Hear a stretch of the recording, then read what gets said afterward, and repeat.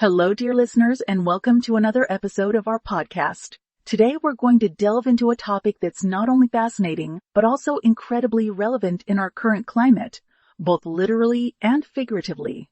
We're talking about drought-tolerant landscapes and how we can design beautiful gardens that require minimal water. Now, you might be wondering, why is this important? Well, as many of us are aware, water is a precious resource. With climate change and increasing global temperatures, droughts are becoming more frequent and severe in many parts of the world. This means that the traditional, water-intensive gardening methods are not only unsustainable, but also impractical in many regions. But does this mean we have to give up on our dream of having a lush, beautiful garden? Absolutely not. This is where the concept of drought-tolerant landscaping comes in.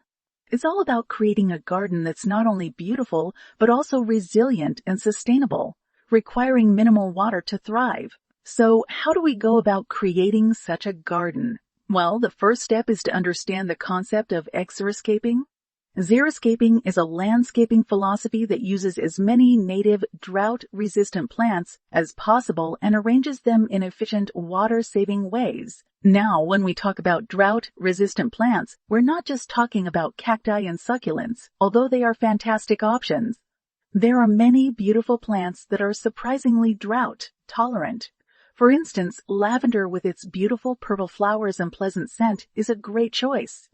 Other options include Russian sage, yarrow, and various types of ornamental grasses. The key here is to choose plants that are native to your area, or at least to a similar climate.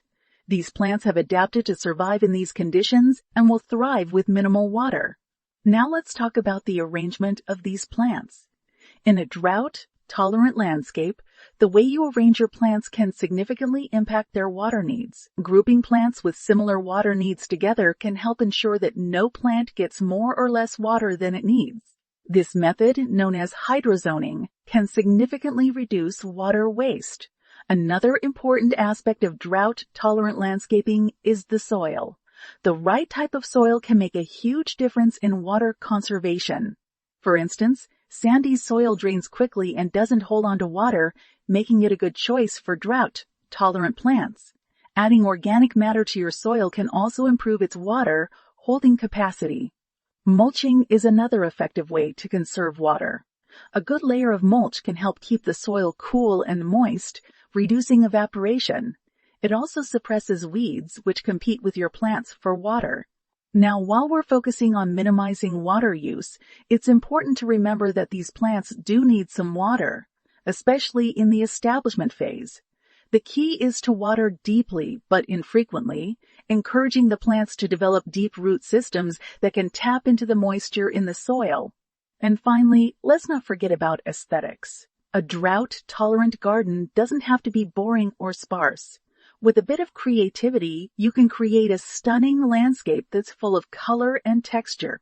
Use rocks and gravel to create interesting patterns and contrasts. Install a dry creek bed or a rain garden to manage rainwater runoff and add a unique feature to your garden.